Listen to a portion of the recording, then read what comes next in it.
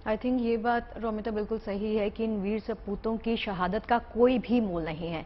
इन्होंने देश की आन बान और शान को बरकरार रखा। बिल्कुल। और देखिए कहा यह भी जाता है कि ये जो लड़ाई लड़ी गई बेहद कठिन लड़ाइयों में से एक, और इसलिए इसका महत्व और ज्यादा बढ़ जाता है, क्योंकि 85 दिन तक जिस तरीके से उस इलाके में इस लड़ाई को लड़ा गया, ये अपने आप में एक बड़ा कीर्तिमान है। और शायद इसलिए इसे विजय दिवस के रूप में भी मनाया जा रहा है। करगिल की जंग में शहीद हुए भारत माता के वीर सपूतों को नमन करने हजारों किलोमीटर की यात्रा करके महिलाओं का एक ब्रिगेड भी करगिल पहुंचा है। 12 सदस्य इस दल की अगुवाई बछेंद्री पाल ने की है, जिन्हें एवरेस्ट पर सबसे पहले फतेह हासिल करने का गौरव भी प्राप्त हुआ। ये सभी महिलाएं 50 साल के ऊपर की उम्र की हैं, लेकिन देशभक्ति से लबरेज नारी शक्ति ने 5 महीने पहले अपने अंदाज में शहीदों को श्रद्धांजलि देने का जो संकल्प लिया था, वो करगिल विजय दिवस के मौके पर पूरा भी किया है। देखिए।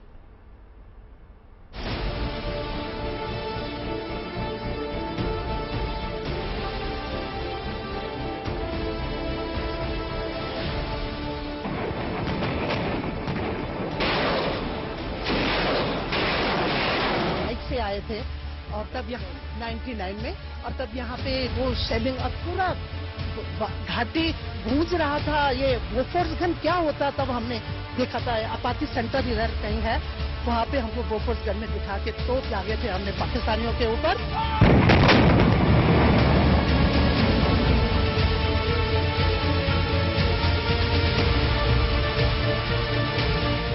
दिलों में देशभक्ति, जोश और जुनून से भरपूर ये कदम सैकड़ों हजारों किलोमीटर का सफर तय करते हुए करगिल पहुंचे।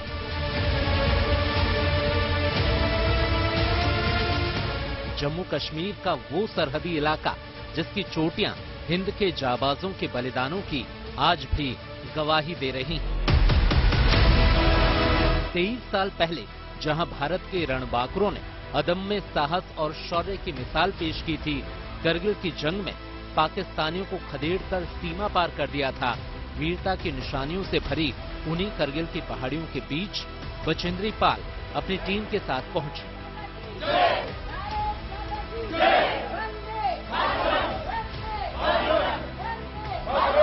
इस साल 23वां विजय दिवस मनाया जा रहा है। 23 साल पहले करगिल युद्ध हुआ था, जिसमें भारतीय सेना को बड़ी विजय हासिल हुई थी, और ये युद्ध जो है हमेशा न सिर्फ देश में बल्कि दुनिया में भी सेना का ताकत हो, सेना का हौसला हो, उसके लिए याद किया जाता है।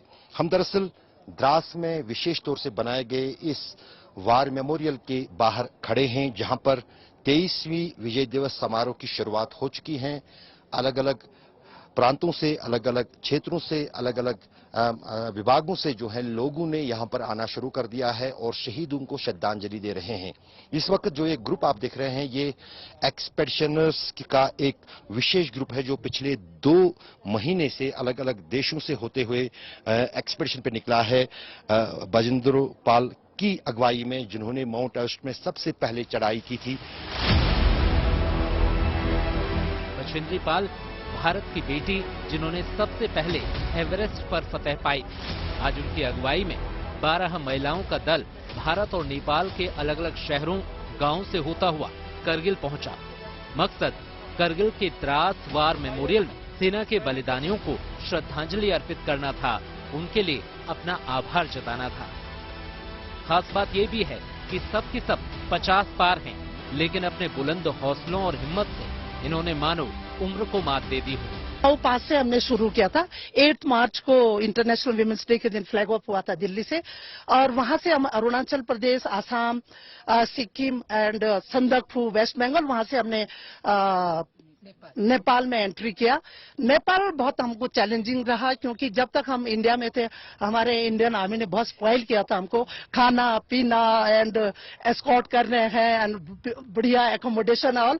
शायद वो जरूरी भी था। इनिशियली 60 साल से ऊपर, मैं 68 साल की हूँ। बछेंद्री पाल एंड टीम ने इस यात्रा के दौरान कई चुनौतियों को पार किया, कई मुश्किलें आई, लेकिन इन वीरांगनाओं का दल हर चुनौती को पार कर आगे बढ़ता गया। अरुणाचल प्रदेश से लद्दाख तक 34 इंची दर्रे को पार कर इन्होंने करीब 50,000 किलोमीटर की दूरी तय की। ग्रेवयार्ड में सोना, कभी स्कूल के बरामदे में सोना, ये माइंडसेट लेके तो चले थे हम लोग। वरना ये तो चैलेंज बाय चॉइस है, अदरवाइज करना ही क्यों है। अगर हम फैसिलिटी देखें, कंफर्ट देखते हैं, तो ये माइंडसेट हमारा बहुत ही स्ट्रांग था। फिर नेपाल में वो सब ट्रेनिंग हुआ, फिर हम पिथौरागढ़ में, कुमाऊं में एंट्री किया, तब रियल चैलेंजेस शुरू हुआ। But our Indian army was always there. कहीं पर भी जो भी critical situation, difficult situation, they were always there, and that was our really बहुत हमारा आत्मविश्वास।